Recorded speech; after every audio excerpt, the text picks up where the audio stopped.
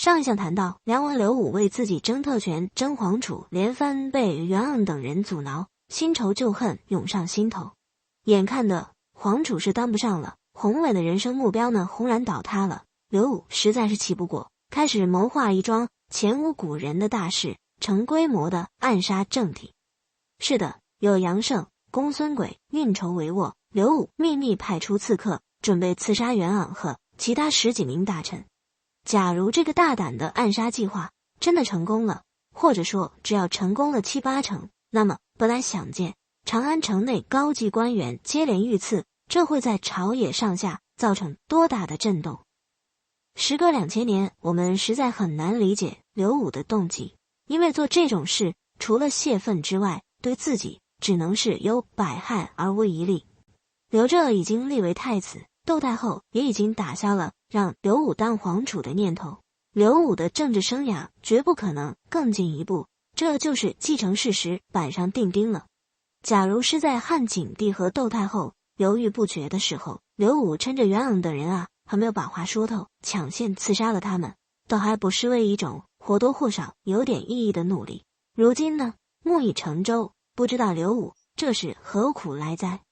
如果说刘武只是一时情绪失控，让愤怒压倒了理智，但设计暗杀计划，尤其还是一连消灭10几名朝廷大臣的暗杀计划，必定需要深思熟虑，而既然需要深思熟虑，又怎么可能是冲动犯罪呢？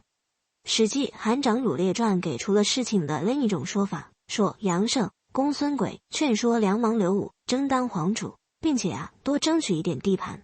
他们担心朝廷大臣反对，所以才派出刺客搞暗杀，为的是先把潜在的障碍清除干净。等杀掉了袁盎、杨胜、公孙轨这2只幕后黑手，不小心没能被幕布遮住，汉景帝这才派使者到梁国，务求缉拿2人归案。到底哪个版本更加贴近真相，今天呢已经不得而知了。反正谁也没法自圆其说。刺客到底杀了多少人，似乎也很难搞清楚。到底只是杀了袁盎，还是杀了一连串的大臣呢？我们看《资治通鉴》原话是这样说的：因以使人刺杀袁盎，及他一臣10余人，贼未得也。这话是从《汉书·文三蒙传》抄录来的。看来暗杀计划圆满成功，袁盎和其他10几名反对过立梁王为皇储的大臣都遇刺了。当我们结合史记来看，梁王刘武应该只是计划杀掉这么多人，而在执行过程当中，真正杀掉的其实只有袁盎一个。要知道，这种级别的凶杀案出现一桩就已经足够使朝野震动了，一定会被当成重点案件，从严从速查办。话说刺客得手之后，人虽然逃掉了，但用作凶器的剑还插在袁盎的尸身上。办案人员正是从这把剑顺藤摸瓜，查出凶手是梁国的一名郎官。深入调查之下，这才发现袁盎只是梁王刘武暗杀名单当中的第一个，后面还跟着10几位朝廷大员呢。执法干部穷追猛打，眼看着就要真相大白了。这个时候，窦太后吃不下饭，睡不着觉，每天只是哭个不停。汉景帝发了愁，请大臣们给建议。大臣们不负重托，给出了一个特别耐人寻味的意见：派去梁国办案的必须是通晓经术的官员。这个细节很重要，可惜被司马光删掉了。当时所谓通晓经术的人，指的是通晓儒学的专家。于是汉景帝派出了儒学素养过硬的2位学者型官僚田叔和吕季主到梁国查案。为什么专门要挑儒家人物去查案呢？道理可以反过来想，如果派的是制都或者任何包青天式的大侦探，明察秋毫，铁面无私，那么梁王刘武就在劫难逃了。一旦处死了刘武，甚至灭了刘武全家，汉景帝该怎么对窦太后交代呢？就算汉景帝铁石心肠，一点都不在乎亲妈的感受，但问题是明知道亲妈最疼这个弟弟，自己这个哥哥却亲自下手把弟弟弄死，这也显得自己太没有人情味了。如果窦太后在急怒攻心，闹出个3长2短，那圣诏就别提什么以孝道治天下了。皇帝的家庭应该是天下家庭的表率，一旦一母同胞的兄弟搞得你死我活的地步，这不是让天下人看笑话吗？所以才必须派儒家官员去。儒家嘛，情大于法，帮亲不帮理。田叔和吕祭祖的特点，《史记》给了6个字，通经术，知大理。最要紧的一个字就是大。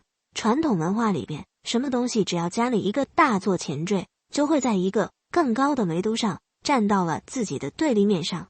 比如孝道的孝，普通理解就是孝顺父母，但如果加上一个大字做前缀，那么大孝就会是置父母死活于不顾，全心全意为皇帝效忠。当我们理解了这个道理，田叔和吕祭祖所谓知大理到底是怎么回事，也就不问可知了。现在读者一定很难理解，觉得汉景帝审刘荣派的是铁面判官智都，生生把刘荣逼死了，过后还称赞智都是忠臣。那么他既然不怕逼死亲生儿子，怎么反而不敢去逼死弟弟呢？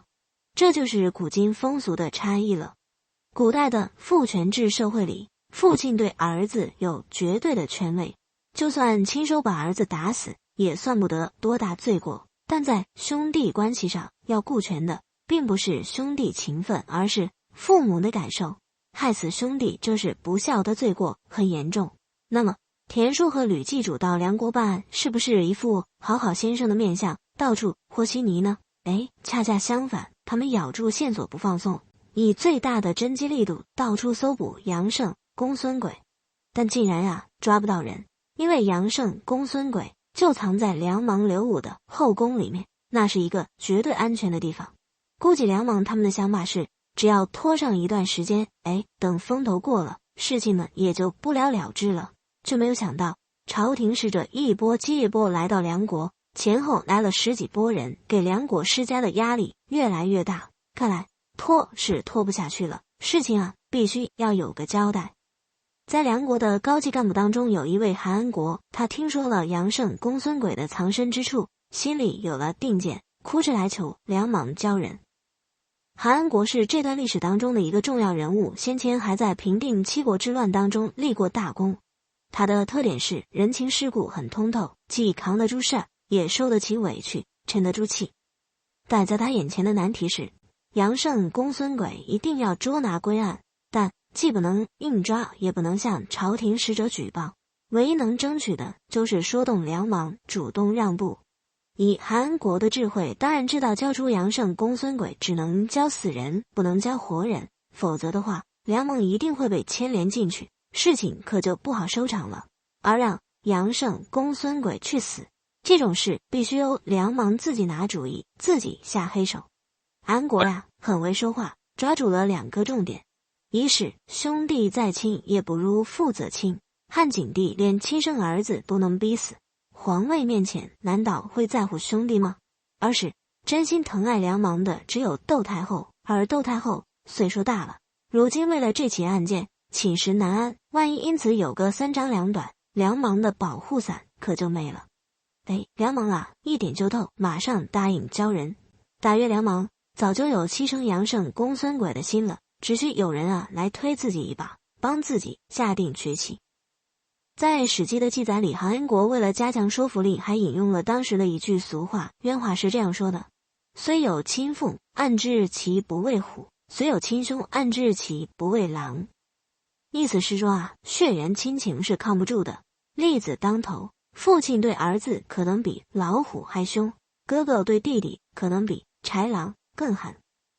先前汉景帝对梁莽各种亲昵和包容，让梁莽呢有点忘乎所以了。到了紧要关头，其实只要稍稍冷静一想，梁莽呢马上就掂量出来自己的命和杨胜、公孙轨的命孰轻孰重。当然交人可以，但不能交活人。可怜杨胜、公孙轨这一对梁莽身边的卧龙凤雏，危难关头变成了丢车保帅的2只驹，变成了大局观之下不得不牺牲的小节。联想到汉景帝是怎么对待晁错的，这一个皇帝一个梁莽，还真有一母同胞亲兄弟的样子。当然杨胜、公孙轨虽然死了，但汉景帝并不傻，从此就对亲兄弟有看法了，关系再也不可能恢复到从前了。那么问题来了，杨胜、公孙轨死了，难道就可以死无对证了吗？暗杀朝廷高官，这么大的谋划，田书、吕记主查了这么久，怎么可能就查不到其他线索呢？杨胜、公孙轨自杀之前这么长的时间到底藏在哪儿了？这就是一个最容易入手的查案线索，要不要查下去呢？就算不查，汉景帝这个时候也一定想到幕后最大的黑手就是梁莽刘武，也一定会恼恨自己这个唯一的亲弟弟，不但不诚惶诚恐来认错，反而杀人灭口吧。那么案件还会怎样发展呢？我们下一讲再见。